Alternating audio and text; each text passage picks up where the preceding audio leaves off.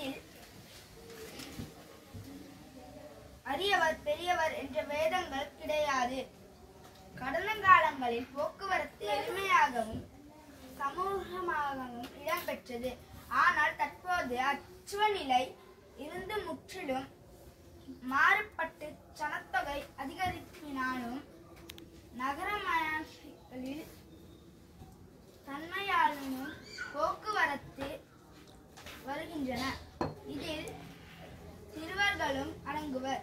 இந்த விபத்துக்கள் தவிர்த்துக் கொள்வதற்கும் பாதுகாப்பினை பெறுவதற்கும் போக்குவரத்து முறைகளை சிறுவர் முதல் பெரியவர் வரை தெரிந்து கொள்வது இன்றியமையாதது.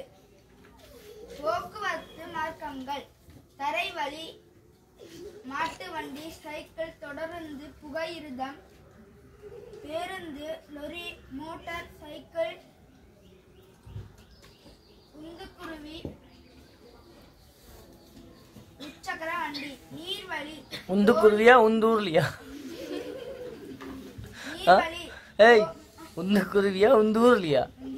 உந்துக்குருவியா? சாரி, பேசுங்க. நீர்வழி: தோணி, ஓடம், வல்லம், கப்பல், நீர்மூழ்கி கப்பல். வான்வழி: உலங்கு வானூர்தி, ஆகாய விமானம், ஜெட் விமானம், யுத்த விமானம், பாராசூட்.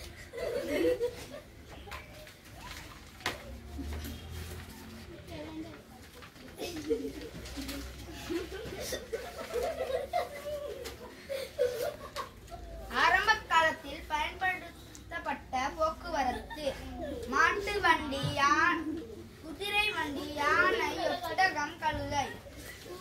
தற்காலத்தில் போக்குவரத்து பயன்படுத்துபவை: துவிச்சக்கர வண்டி, பயணிகள் விமானம், பேருந்து, தொடருந்து, மோட்டார் சைக்கிள், பயணிகள் கப்பல், கார், உலந்து வானூர்தி, பாராசூட். துவிச்சக்கர வண்டி பயன்பாட்டு நன்மைகள்: சூழல் மாசமடைகிறது, எரிபொருள் தேவையில்லை, வீண் செலவு குறைபாடு, உடற்பயிற்சியானது எவரும் பயன்படுத்த முடியும், ஒற்றை பாதையாகவும் செல்ல முடியும்.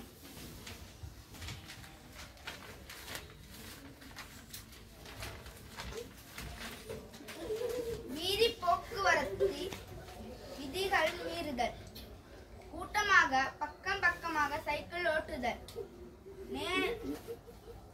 நெரிசலான இடங்களில் வேகமாக ஓட்டுதல். ரெடி. தடுப்பு பிரேக் இல்லாத சைக்கிளை ஓட்டுதல், கவனமின்றி ஓட்டுதல்,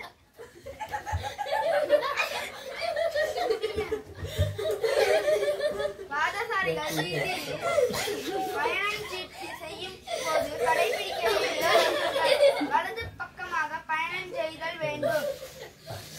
பாதையை கடக்கும் போது மஞ்சள் கோட்டில் வழியே விரைவாக கடத்தல்.